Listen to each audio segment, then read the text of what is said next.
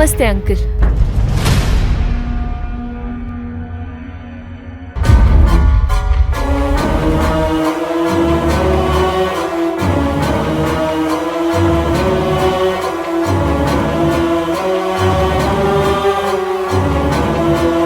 Hi.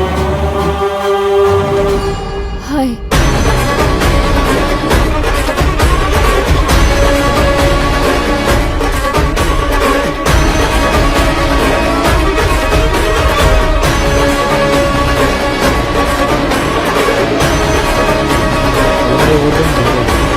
ಹೊರಗಡೆ ಬಂದನ್ ಬೇರೆ ಅವನು.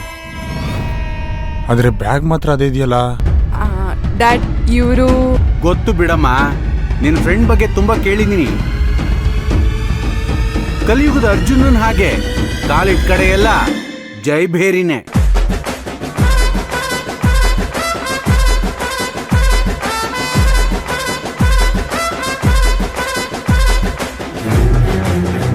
ಹರಾಜಲ್ಲಿ ನಮ್ಮತ್ಗೆಗೆ ಟಫ್ ಕಾಂಪಿಟೇಷನ್ ಕೊಟ್ಟು ನೂತನ್ ಮಹಲ್ನ ಪರ್ಚೇಸ್ ಮಾಡಿದ್ ನೀವೇ ಅಲ್ವಾ?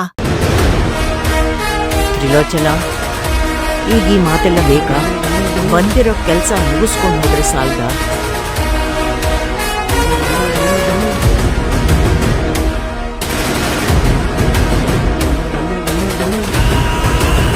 ಸೋಲು ಗೆಲುವು ಎಲ್ಲಾದ್ರೂ ಇದ್ದೇ ಇರುತ್ತೆ ತ್ರಿಲೋಚನ. ಹಾಗಂತ ಒಂದ್ಸಲಿ ಸೋತೋರು ಯಾವಾಗ್ಲೂ ಸೋಲ್ತಾನೆ ಇರ್ತಾರೆ ಅಂತಲ್ಲ.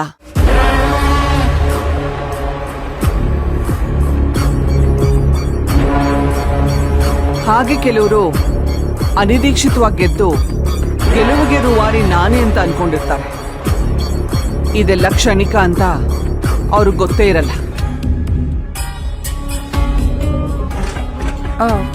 ಸಾರಿ ಅತ್ಗೆ, ಅದು ಬಾಯ್ ತಪ್ಪು ಹೇಳ್ಬಿಟ್ಟೆ. ವಸುಂಧರಾ, ಬಾ, ನಾವು ಪ್ರದಕ್ಷಿಣೆ ಹಾಕೊಂಡು ಬರೋಣ.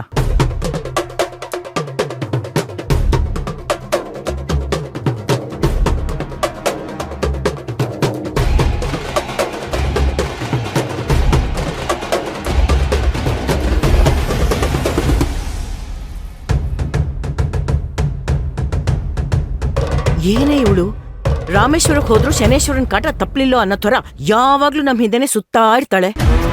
ಕೋಇನ್ಸಿಡೆನ್ಸ್ ಅಮ್ಮ, ಹಾಗೇನೂ ಇಲ್ಲ. ಇವಳನ್ನ ಮುಂದೆ ಇಟ್ಕೊಂಡು ಇನ್ವಿಟೇಷನ್ ಪೂಜೆ ಮಾಡಿಸ್ಬೇಕಾ? ಅವಳನ್ನ ಹೇಗಾದ್ರೂ ಮಾಡಿ ಹೊರಗಡೆ ಕಳಿಸು. ಹಾಗೆಲ್ಲಮ್ಮ ಮಾಡಕ್ಕಾಗತ್ತೆ? ದೇವಸ್ಥಾನ ಇದು, ದೇವಸ್ಥಾನದಿಂದ ಆಚೆ ಹೋಗು ಅಂತ ನಾನು ಹೇಳಕ್ಕಾಗತ್ತಾ? ಬಾ. ಮೇಡಮ್, ನಿಮ್ಮನ್ನ ಅಚಾನಕ್ ಆಗಿ ಮೀಟ್ ಮಾಡಿದ್ ಹೇಗಿದೆ ಅಂದ್ರೆ ಈ ಮರುಭೂಮಿಲಿ ಓಯಸಿಸ್ ನೋಡ್ದಂಗ್ ಆಯ್ತು. ಅಂದ್ರೆ ನನ್ ಮಗಳನ್ನ ಮರುಭೂಮಿ ಅಂತ ಹೇಳ್ತಾ ಇದೀಯಾ? ಅಜ್ಜಿ, ಮರುಭೂಮಿ ಅಂತ ಹೇಳಿದ್ದಲ್ಲ, ಕಷ್ಕಾಲದಲ್ಲಿ ಸಿಗೋ ನೀರು ಅಂತ ಹೇಳಿದ್ದು. ಬನ್ನಿ ಬನ್ನಿ.